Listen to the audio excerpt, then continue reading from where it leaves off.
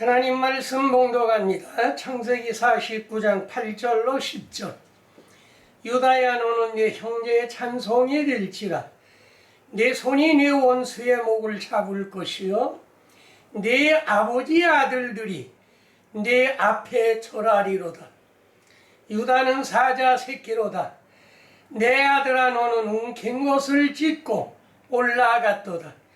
그가 엎드리고 웅크림이 수사자 같고 암사자 같으니 누가 그를 범할 수 있으랴. 규가 유다를 떠나지 아니하며 통치자의 지팡이가 그 발 사이에서 떠나지 아니하시기를 실로가 오시기까지 이르리니 그에게 모든 백성이 복종하리로다. 아멘. 오늘 제목의 말씀은 실로가 오시기까지. 여기에 실로라고 하는 것은 예수님을 가리켜 말씀하신 것입니다. 그런데 예수님이 누구의 후손이냐 하면 유다의 후손 가운데서 났던 것입니다. 12아들 가운데 첫째는 르벤인데, 르벤과 시몬은 할례의 약속을 어김으로 말미암아 그들은 아웃됐고, 세 번째인 유다가 예수님이 유다의 후손에서 나을 것을 예언하신 말씀인 것입니다.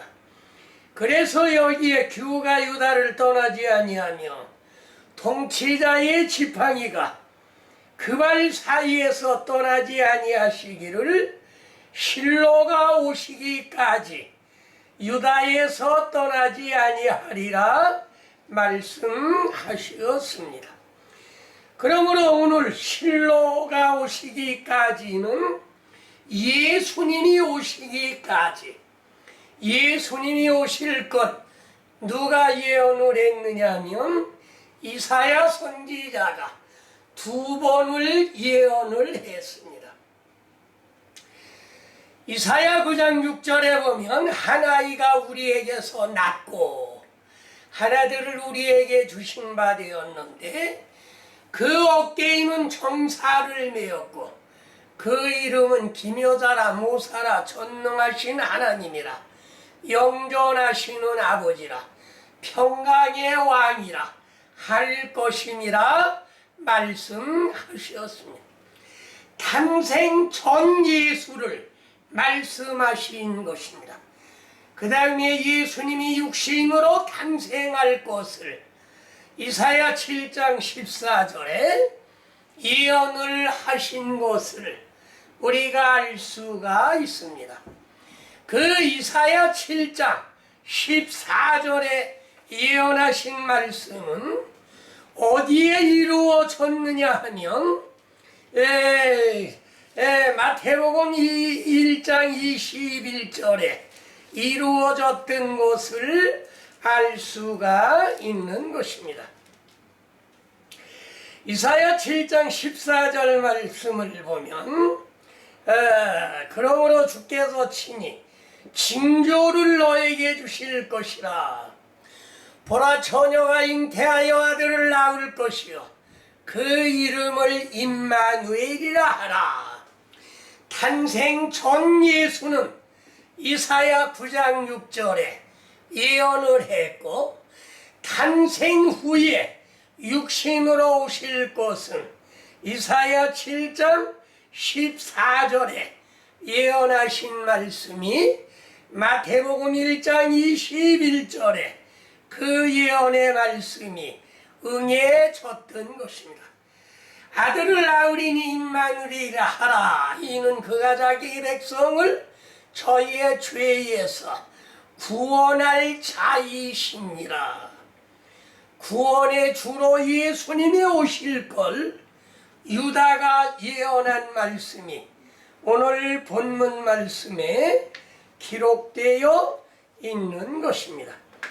그러므로 실로가 오시기까지는 첫 번째로 실로를 찬양하는 생활을 해라. 이사야 35장 6절 그때에 조는 자는 사슴같이 뛸 것이며 벙어리의 혀는 노래하리니 이는 광야에서 물이 솟겠고 사막에서 물이 흐를 것임이라. 그때에 예수님이 오시는 그때에 조는 자는 사슴같이 뛸 것이요 안전뱅이도 사슴같이 뛸 것이며 이거는 무엇냐 하면은 조는 자나 안전뱅이는 사슴같이 뛴다고 하는 것은 영적인 진보를 나타내는 것이며 그 당시에 벙어리의 혀는 노래하리니 하나님을 찬양하지 못하고 영광 돌리지 못하는 그런 혀는 주님이 오심으로 말미암아 주님을 찬양하고 영광 돌릴 것을 가리켜 말씀하신 것이요 광야에서 물이 솟겠고 메마른 광야에서 샘이 솟는가 하면 사막에 물이 흘러 광야와 사막과 같은 지역이 초목으로 뒤덮일 것을 가리켜 말씀하신 것이며 이사야 43장 21절 이 백성은 내가 나를 위하여 지었나니 나를 찬송하게 하려 함이라. 우리 인생들을 창조하고 지어놓은 것은 무엇하기 위한 것이냐? 주님을 찬송하게 하기 위하여 우리를 지어놓으셨다. 그러므로 우리는 주님께 늘 찬송과 영광과 감사를 드려야 되는 것인데 사무엘하 1장 18절 말씀 명령하여 그것을 유다 족속에게 가르치라 명하였으니 곧 활노래라 야샬의 책에 기록되었더라. 활노래, 활을 쏘는 노래라 적을 물리치는 노래라는 말씀인 것입니다.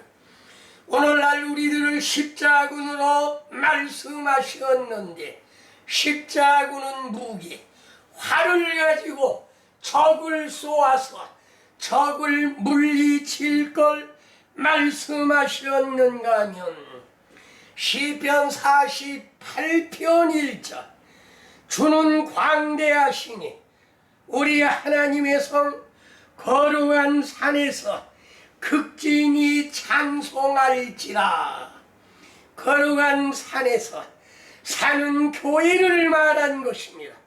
하나님의 몸된 교회에서 광대하신 주님을 극진히 찬양하라. 실로를 찬양하는 생활이 바로 이런 것입니다. 시편 69편 30절로 31절 내가 노래로 하나님의 이름을 찬송하며 감사함으로 하나님을 광대하시다 하리니 이것이 속옷불과 굽이 있는 환소를 드림보다 더욱 기쁘게 함이 될 것이다. 가난한 자가 제물을 드릴 땐 비둘기 한 쌍을 갖다가 드립니다. 중류급 사람이 하나님께 예물을 드릴 땐 염소나 양으로 드립니다.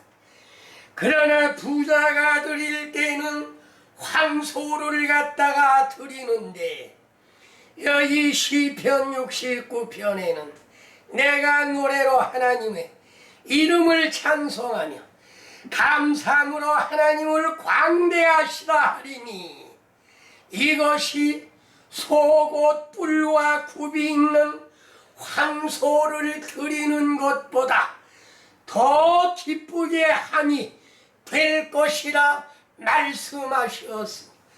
그러므로 우리가 주님을 찬양하고 영광 돌리는 것은 황소를 드리는 것보다 주님은 더 기뻐하신다는 말씀인 것이며, 시편 126편 2절 말씀, 그때에 우리 입에는 웃음이 가득하고 우리 혀에는 찬양이 찼었더라.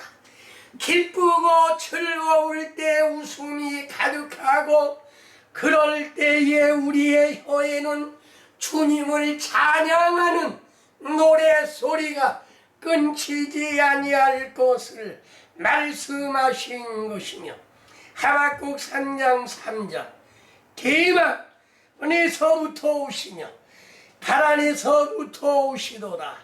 그 영광이 하늘을 덮었고 그 찬송이 세계에 가득하도다. 대만에서부터 오시며 지혜롭다는 뜻입니다. 지혜를 가지고 오시며 발 안에서부터 오시도다. 빛난 땅에서 오실 것을 말씀하신 것이며, 그러므로 마태복음 21장 16절, 어린아이와 젖먹이들의 입에서 나오는 찬미를 온전케 하셨나이다. 어린아이들과 젖먹이들이 호산나 다윗의 자손이여 하고 찬양하는 그 소리가, 그 찬미를 온전케 하시고 주님께서 그 찬미를 들으셨다는 말씀인 것입니다. 그러므로 오늘날 우리들은 고린도전서 14장 15절, 그러면 어떻게 할꼬? 내가 영으로 기도하고 마음으로 기도하며 내가 영으로 찬미하고 또 마음으로 찬송하리라. 우리가 찬송가를 보는 것은 마음으로 찬송하는 겁니다. 그러나 우리가 영계로 깊이 들어가며 내가 알지 못하는 찬양이 나옵니다. 내 입을 통해서 아름다운 곡조로 찬양이 흘러나오는 그 찬양을 무슨 찬양이라 하느냐 하면 영찬송이라. 마음으로 기도하고 영으로 기도하고 마음으로 찬양하고 영으로 찬양하고, 마음으로 기도는 오늘날 우리들이 기도할 때에 우리의 마음 먹은 것을 늘 주님께 기도합니다. 이건 마음으로 기도하고 영으로 기도한다는 것은 고린도전서 14장 2절 말씀을 보면 내가 방언으로 기도하면 나의 영이 기도하거니와 나의 마음은 열매를 맺지 못하리라. 그러면 어떻게 알고? 마음으로 기도하고 영으로 기도하고. 내가 방언으로 기도하는 것은 다른 사람이 알지 못합니다. 그러나 기도에는 분명히 두 가지 기도, 마음의 기도와 영적인 기도. 그 영적인 기도는 뭐냐면 방언 기도요.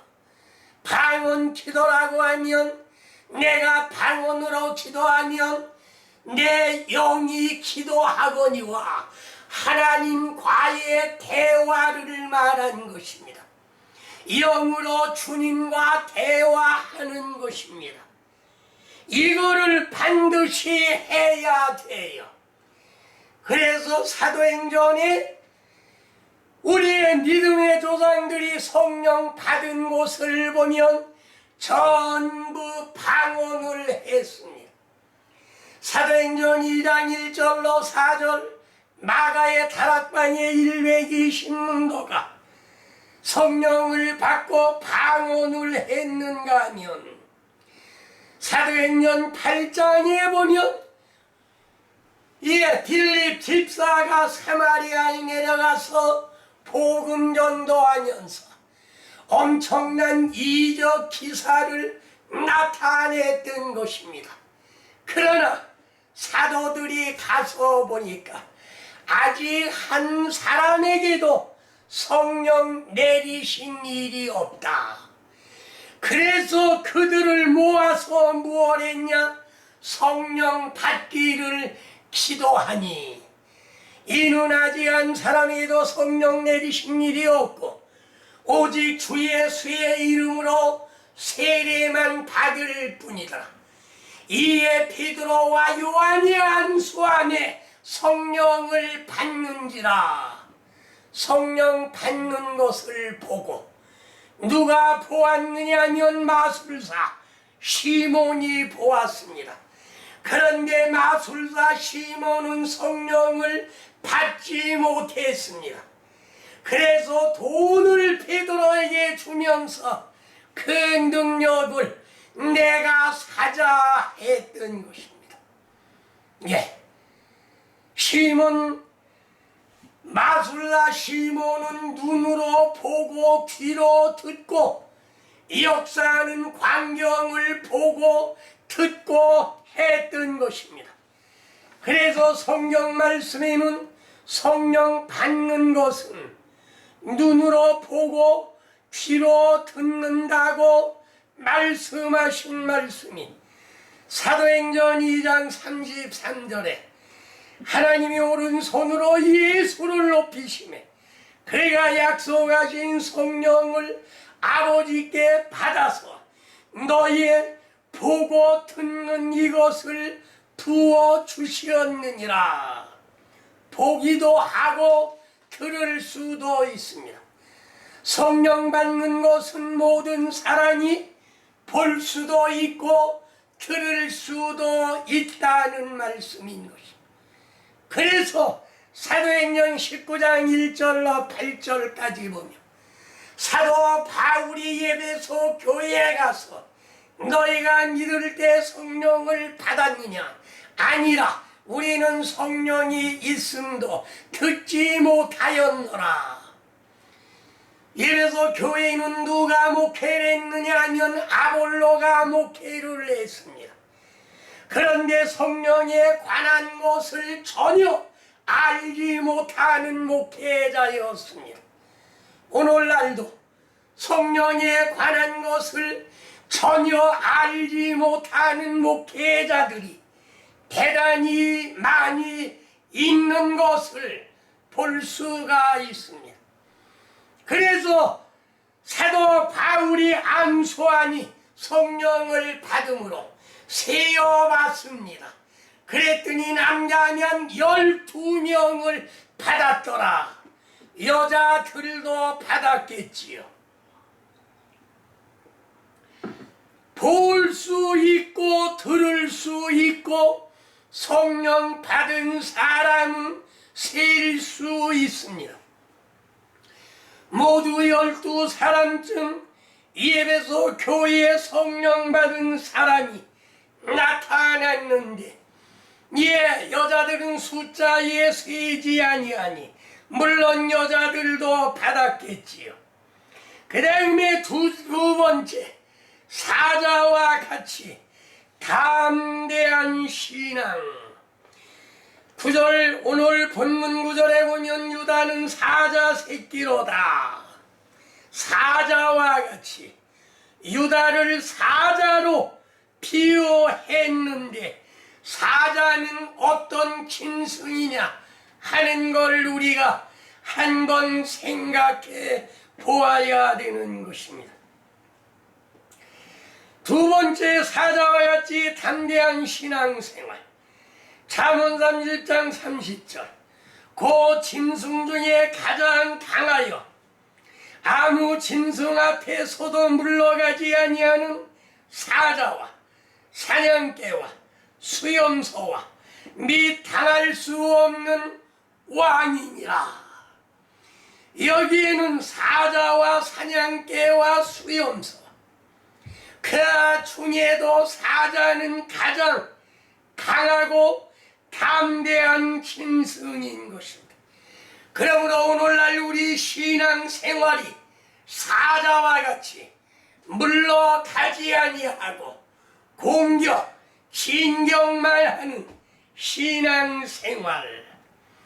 그래서 솔로몬 왕이 왕좌를 만들 때에는 열왕기상 10장 18절로 20절 왕이 상하로 큰 보좌를 만들었고 정금으로 입히고 보좌에는 6층계가 보좌 뒤에 둥근 머리가 있고 자리 양편에는 팔걸이가 있고 팔걸이 곁에 사자가 하나씩 섰으며 또 12사자가 있고 6층계 좌우편에 섰으니 아무 나라에도 이 같은 것이 없었더라.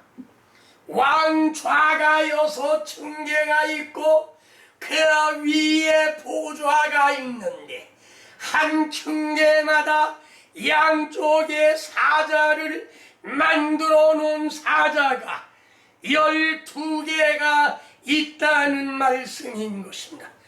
이거는 왕의 위엄을 가리켜 말한 것이요 사자와 같이 강한 왕이라고 하는 것을 예표한 것입니다. 에스겔 10장 14절 그릇들은 각기 4면이 있는데 첫면의 그릇은 얼굴이요 사람의 얼굴, 둘째 면은 사람의 얼굴이요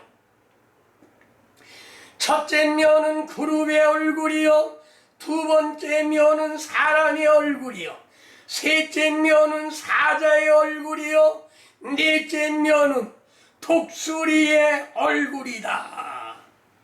4면이 그룹의 얼굴, 사람의 얼굴, 사자의 얼굴, 독수리의 얼굴.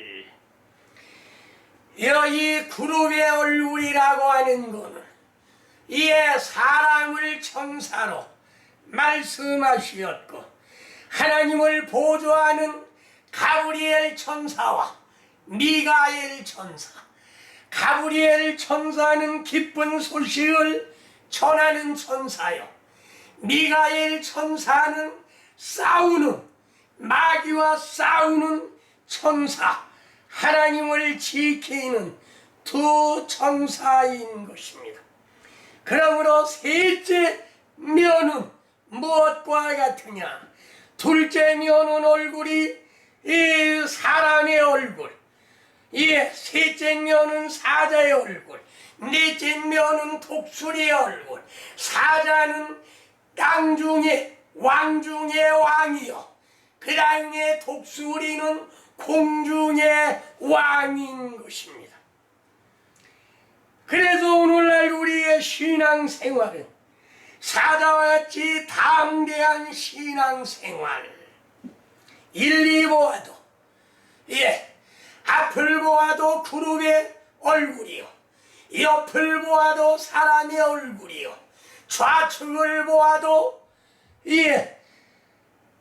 무슨 사자의 얼굴이요 그 다음에 뒤를 보면 독수리의 얼굴이요 그룹의 얼굴, 사람의 얼굴, 사자의 얼굴, 독수리의 얼굴 사방에 적이 들어올래야 들어올 수 없다는 말씀인 것입니다. 이거는 비단 이런 것들을 말한 게 아니고 잠언 28장 1절 악인은 쫓아오는 자가 없어도 도망하나 의인은 사자같이 담대하니라. 의인은 두려울 게 없습니다. 그래서 사자와 같이 담대하다 말씀하셨던 것이며 히브리 10장 35절 그러므로 너의 담대함을 버리지 말라. 이것이 큰 상을 얻느니라. 히브리 10장 38절로 39절 오직 나의 의인은 믿음으로 말미암아 살리라.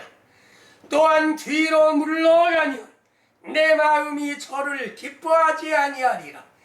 우리는 뒤로 물러야 침륜에 빠질 자가 아니요 오직 영혼을 구원 안에 이루는 믿음을 가진 자로라.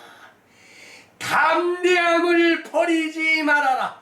이것이 큰 상을 받는다 말씀하시었고, 그러므로 의인은 믿음으로 말미암아 살고 절대로 뒤로 물러가면 주님이 기뻐하지 아니하는 것이요 뒤로 물러가면 침륜에 빠져 죽기 때문에 영혼을 구원할 수 없는 것이요 그러므로 영혼 구원하면은 담대함을 버리지 말아야 될 걸 말씀하신 것입니다.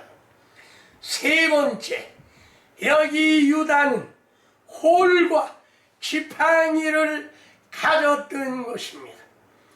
여기에 주가 유다를 떠나지 아니하며 본문 10절에 규라고 하는 것은 임금님이 가지는 지팡이, 지휘봉, 그걸 규라고 했고, 개역 성경에는 홀이라고 말씀하셨습니다.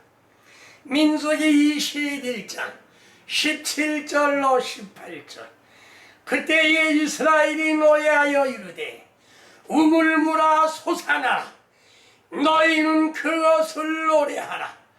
이 우물은 지휘관들이 받고 백성의 귀인들이 규와 지팡이로 판 것이니라. 임금님의 금홀 지휘봉, 요것만한 거 한 45cm 정도 되는 그것 가지고 지팡이 가지고 무슨 우물을 파게 했습니까? 그러나 여기에는 지휘관들이 백성의 귀인들이 규와 지팡이를 가지고 우물을 팠다. 능력으로 팠다는 말씀이에요. 하나님의 능력으로 삽으로도 팔 수 없고 곡괭이라도 팔 수 없는 걸 홀과 지팡이를 가지고 팠다는 말씀은 하나님의 능력에 지팡이로 팠다는 말씀인 것입니다. 민수기 24장 17절. 한 별이 야곱에서 나오며 한 규가 이스라엘에서 일어나서 모압을 이쪽에서 저쪽까지 쳐서 무찌르고 또 셋의 자식을 다 멸하리라. 대적을 다 멸하리라 말씀했습니다. 별이 야곱에서 나와서 한 규가 이스라엘에서 일어나고 모압을 치고 길에서 저쪽까지 쳐서 무찌르고 셋의 자식을 다 물리치리라. 별이 일어나고 규를 가지고 무엇을 치게 했습니까? 그러나 그거는 하나님의 능력의 지팡이로 칠 것을 말씀하신 것입니다. 다음에 출애굽기 4장 17절 말씀을 보면 너는 이 지팡이를 손에 잡고 이것으로 이적을 행하라. 하나님께서 모세에게도 말씀하셨고 아론에게도 말씀하셨습니다. 아론이 이적 기사를 한 것이 세 가지가 있고 나머지는 모세가 이적 기사를 한 것입니다. 그러므로 모세만 이적 기사를 행하는 것이 아니라 모든 사람이 다 이적 기사를 행할 수 있다는 말씀인데, 지팡이를 가지면 지팡이를 가지고 예수님이 제자들에게 하신 말씀도 지팡이를 가지고 가라고 말씀하셨습니다. 민수기 20장 11절 모세가 그의 손을 들어 그의 지팡이로 반석을 2번 치니 물이 많이 솟아나오므로 회중과 그들의 짐승이 마시니라. 광야에 갔는데 마실 물도 없고 먹을 양식도 없습니다. 그러나 하나님께서 자고 일어나니까 온 지면에 만나를 쏟아 내려 주었던 것입니다. 물이 없어 아우성칠 때 이 지팡이를 가지고 반석을 쳐라. 그래서 2번을 쳤더니 반석에서 샘물이 쏟아져 나왔던 것입니다. 이스라엘 민족의 약 200만 명이나 되는 인구와 그 다음에 그 짐승들이 그 물을 다 먹고 살았던 사실을 우리가 알 수가 있는 것인데, 이스라엘 민족과 모든 짐승들은 이방인을 가리켜 말씀하신 것이며 이방인 구원을 가리켜 말씀하신 것입니다. 그래서 스가랴 8장 4절에 보면 만군의 주가 이같이 말하노라. 예루살렘 길거리에 늙은 남자와 늙은 여자들이 다시 앉을 것이라. 다 나이 많으므로 저마다 손에 지팡이를 잡을 것이요 늙으면 지팡이를 잡습니다. 왜? 허리가 꼬부라지니까 지팡이를 잡습니다. 늙은 지아비와 늙은 지엄이가 다 지팡이를 잡을 것이요.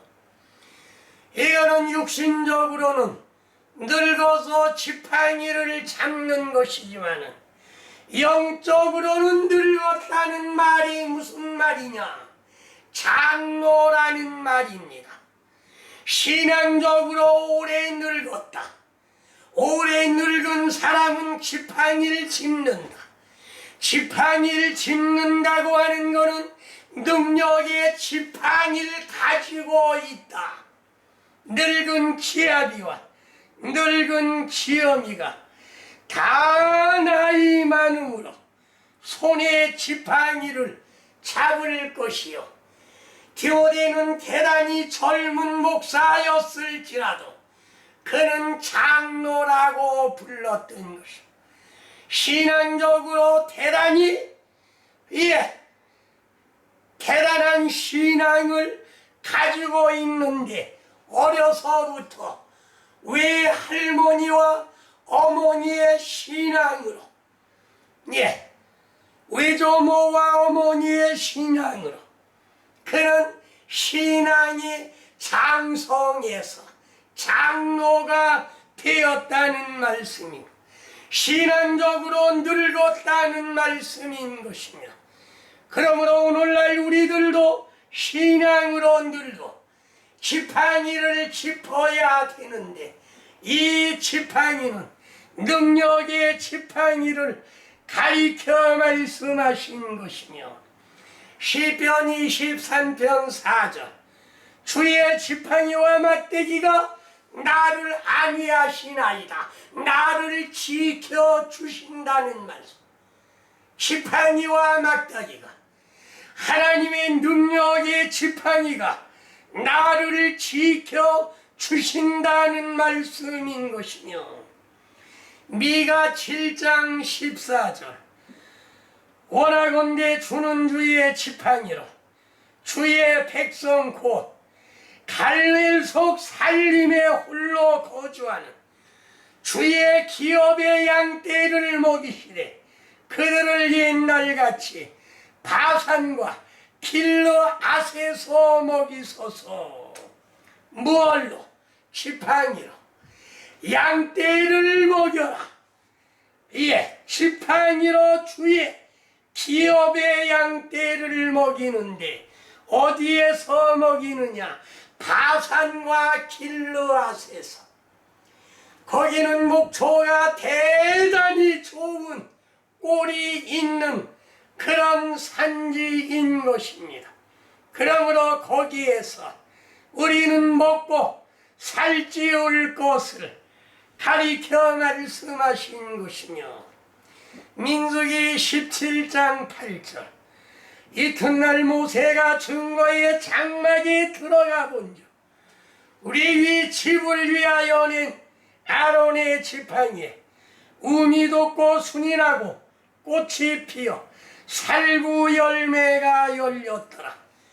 12지파의 지팡이를 전부 이름을 써서 지성소에 갖다가 놓고 그 다음날 아침에 보니까 아론의 지팡이에서 레위 족속의 지팡이에서 싹이 나고 잎이 나고 꽃이 피어 열매까지 열렸더라. 하룻밤 사이에 열매가 열렸던 것을 우리가 알 수가 있는 것입니다. 능력의 지팡이라고 하는 것은 반드시 무엇이가 있어야 되느냐 하면 열매가 있어야 된다는 말씀인 것입니다. 열매 없는 나무는 쓸모없는 나무가 된다는 말씀이요. 그래서 이 열매는 야고보 1장 18절 그가 그 피조물 중에 우리로 한 첫 열매가 되게 하시려고 자기의 뜻을 따라 진리의 말씀으로 우리를 낳으셨느니라. 진리의 말씀으로 우리를 낳으셨다 말씀하신 것을 우리가 알 수가 있는 것입니다. 이거는 무슨 열매냐면 첫 열매라는 말씀인 것이며, 로마서 8장 23절 그뿐 아니라 또한 우리고 성령의 처음 익은 열매를 받은 우리까지도 우리가 성령을 받았으면 성령의 처음 열매를 받은 것입니다. 속으로 탄식하여 양자 될 것 곧 우리 몸의 속량을 기다리느니라. 첫 열매가 되면 우리는 주님의 아들이 되는 것이요 양자가 되는 것이요 우리 몸의 속량을 받는다는 말씀인 것입니다. 그러므로 열매라고 하는 것은 이와 같이 중요하다고 하는 사실을 우리가 깨달아야 되겠고, 그래서 예수님이 12제자를 택하시고 말씀하신 것이 무엇냐? 12제자를 부르사 마가복음 6장 7절로 9절 12제자를 부르사 둘씩 보내시며 더러운 귀신을 제하는 권능을 주시고 명하시되 여행을 위하여 지팡이 외에는 양식이나 배낭이나 전대의 돈이나 아무것도 가지지 말고 신만 신고 두 벌 옷도 입지 말라 말씀하셨습니다. 12제자를 선택하신 이가 마태복음 10장과 마가복음 6장에 기록이 되어 있는데, 마태복음 10장에는 12제자를 선택하시고 아무것도 가지고 가지 말라 말씀하셨습니다. 그런데 여기 마가복음에는 두 가지를 가지고 가라. 지팡이만 가지고 신을 신고 그러고 떠나라 그랬습니다. 복음의 신발은 벗어 던지면 안 되는 것이며 능력의 지팡이를 가지고 가야 복음 전할 수 있다는 말씀인 것입니다.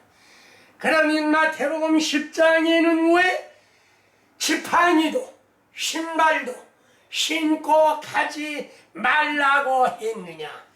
자기의 능력, 자기를 의지하고 하나님의 능력이 아닌 자기 능력을 버리라는 말씀이에요.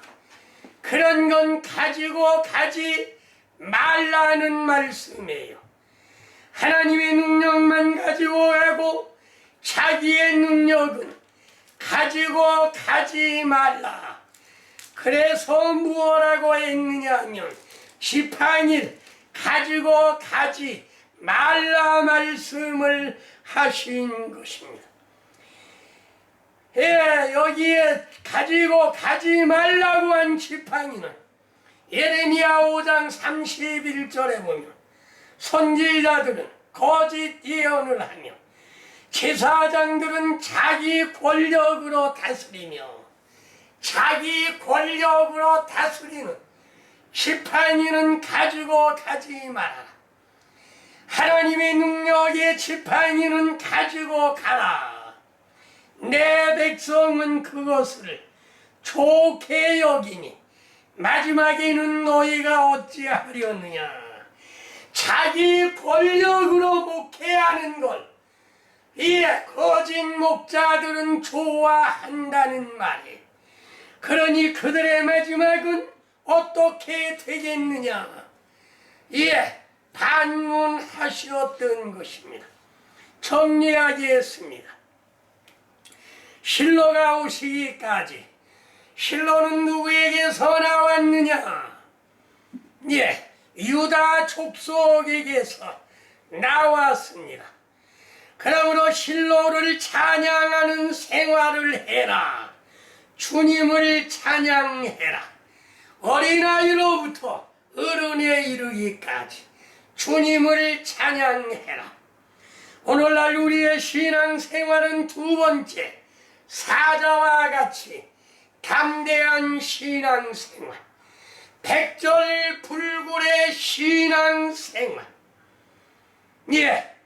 절대로 물러가지 아니하는 잠언 28장 1절에 악인은 쫓아오는 자가 없어도 도망하나 의인은 사자같이 담대하니라.